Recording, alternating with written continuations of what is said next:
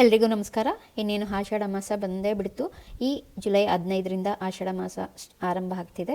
ಆಷಾಢದಲ್ಲಿ ನಾವು ಲಕ್ಷ್ಮೀ ಪೂಜೆಯನ್ನು ತುಂಬ ಶ್ರೇಷ್ಠವಾಗಿ ಮಾಡ್ಕೊಳ್ತೀವಲ್ವ. ಆಷಾಢ ಮಾಸದಲ್ಲಿ ಲಕ್ಷ್ಮೀ ಪೂಜೆ ಮಾಡೋದು ತುಂಬಾ ಒಳ್ಳೆಯದು. ಲಕ್ಷ್ಮೀ ಪೂಜೆ ಮಾಡೋದಕ್ಕೆ ಬೇಕಾಗಿರುವಂಥ ಮಂಗಳ ದ್ರವ್ಯಗಳು ಯಾವ್ಯಾವು ಅಂತ ನೋಡೋಣ.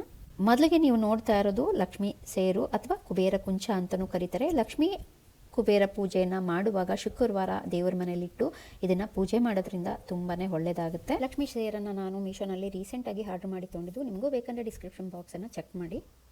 ನಾನು ಇದರೊಳಗಡೆ ಯಾವ್ಯಾವ ಮಂಗಳ ದ್ರವ್ಯಗಳನ್ನು ಹಾಕ್ತೀನಿ ಅಂತ ಈಗ ನಾನು ತೋರಿಸ್ತೀನಿ. ಮೊದಲಿಗೆ ಇದನ್ನು ನೀರಿನಲ್ಲಿ ಚೆನ್ನಾಗಿ ತೊಳ್ಕೊಂಡು ಬಟ್ಟೆಯಲ್ಲಿ ಒರೆಸ್ಕೊಂಡು ಇಟ್ಕೋಬೇಕಾಗತ್ತೆ. ನಾನು ಇದನ್ನು ತೊಳೆದು ಈಗ ಒರೆಸಿ ಇಟ್ಕೊಂಡಿರೋ ಅಂಥದ್ದನ್ನು ಕುಬೇರ ಕುಂಚ ಇದರೊಳಗಡೆಗೆ ನಾನೀಗ ಏನೇನು ಹಾಕ್ತೀನಿ ಅಂತ ತೋರಿಸ್ತೀನಿ.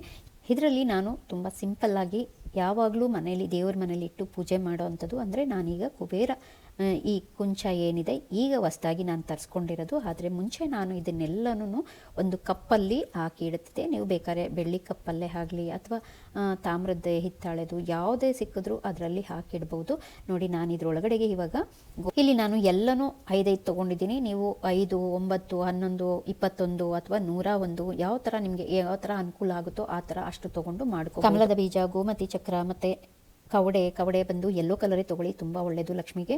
ಮತ್ತು ಅದರೊಳಗಡೆಗೆ ಗುಲಗಂಜಿ ಮತ್ತು ಒಂದು 5 ಕಾಯಿನು ಅಥವಾ ನೀವು 9 ಕಾಯಿನು, 21, ಎಷ್ಟು 11 ಕಾಯಿನು. ನೀವು ಬೆಳ್ಳಿ ಕಾಯಿನ್ ಇತ್ತಂದರೆ ಬೆಳ್ಳಿ ಕಾಯಿನ್ ಕೂಡ ಒಂದು ಹಾಕೋಬೋದು, ಗೋಲ್ಡ್ ಕಾಯಿನ್ ಇತ್ತಂದರೆ ಗೋಲ್ಡ್ ಕಾಯಿನ್ ಕೂಡ ಹಾಕೋಬೋದು, ಅಥವಾ ಯಾವುದೂ ಇಲ್ಲ ಅಂದರೆ ನಾರ್ಮಲ್ ಆಗಿರುವಂಥ ಈ ಕಾಯಿನ್ಸನ್ನು ಹಾಕೋಬೋದು. ವೈಟು ಮತ್ತು ಕಪ್ಪು ಅಡಿಕೆಯನ್ನು ಹಾಕೊಂಡಿದ್ದೀನಿ. ಇದು ಬದಲು ಬಳೆ ಕೂಡ ಸೇರಿಸ್ಕೋಬೋದು. ಹೋಮದ ಕಾಯಿನನ್ನು ಹಾಕೊಳ್ತಿದ್ದೀನಿ. ಅರ್ಶಿಣದ ಕೊಂಬು 1 ಅಥವಾ 5 ನೀವು ಹಾಕೋಬೋದು.